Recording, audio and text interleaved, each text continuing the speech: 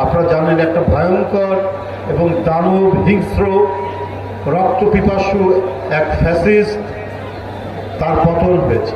এই পতনে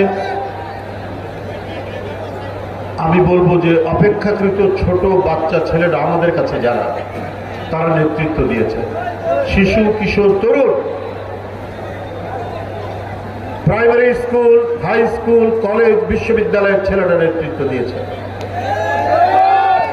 তাদের বাড়ি থেকে অভিভাবক সহ নেমে আসার কারণে এই রক্তপিপাসু মহিলা, যিনি সবকিছুর বিনিময়,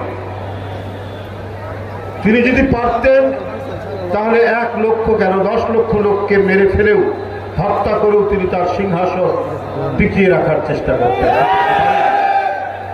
সেটা তিনি পারেননি, চেষ্টা করেছে। যারা বিভিন্ন বাহিনীর কর্মকর্তা ছিলেন তাদেরকে অনুরোধ করেছে যে মিছিল আসছে, মিছিলকে গুলি করে এটাকে থামাও। কে মারা গেল না গেল সেটা দেখার দরকার। তো এইরকম একটি ভয়ঙ্কর রক্তাক্ত গণ আন্দোলনের মধ্যে দিয়ে 5ই আগস্ট পালিয়ে গেছে শেখ হাসিনা।